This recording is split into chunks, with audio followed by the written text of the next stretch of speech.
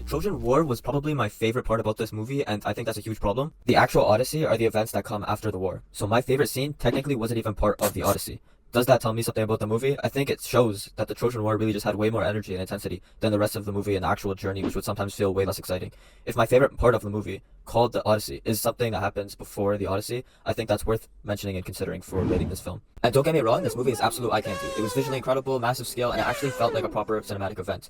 But I do not think this movie had enough emotional weight to match the visuals. It was a beautiful movie, but I wanted the story to feel more raw and emotional. I had some critiques for the actual Odyssey events as well, where I thought it was lacking from the original in some areas, which I will go in depth on. When I say the movie felt too emotionally flat, I felt like Odysseus' punishment wasn't really presented as a punishment. The crew going insane could have been much more interesting, and I wanted to see more of the psychological consequence of breaking Zeus's law in the war more plainly than what we were shown. Maybe I'm just used to being spoon-fed the same trauma message from Nolan's past films, but I still think the Odyssey could have been deeper emotionally.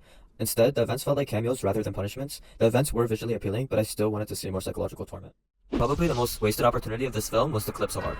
7 years with Calypso, but in the movie, it felt like just 2 weeks. All they really did for that entire arc was make his hair gray. She barely felt like an actual obstacle. Eventually, she lets him go, and when I'm first watching this, I have no idea as to why.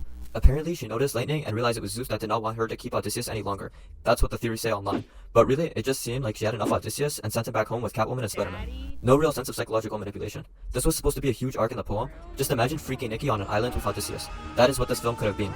Overall, the Calypso scenes were very forgettable. Everything mentioned so far in this video was probably my strongest points of criticism. Now I'm just going to be talking about the scenes that I thought were the absolute cinema of this movie.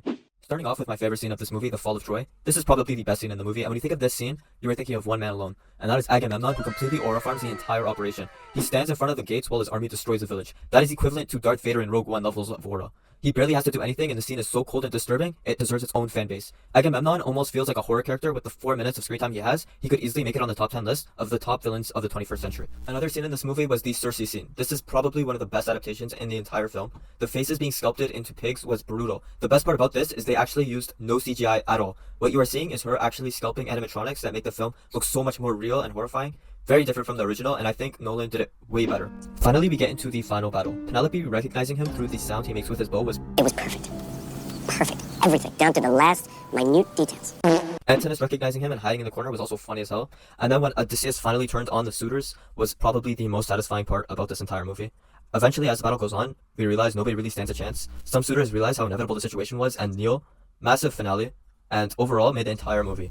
Talking about the casting, I thought the casting was mostly fine. As you know, Sinon, played by Elliot Page, had a lot of controversy, and personally, I didn't have too much of an issue as I thought small role could easily be overlooked as long as there is no secret agenda. But I remember this one scene where Odysseus caught me off guard by calling Sinon the bravest man he had ever met. And that scene completely took me out of the theater. I remember making eye contact with my boy and thinking, "The fuck is this shit?"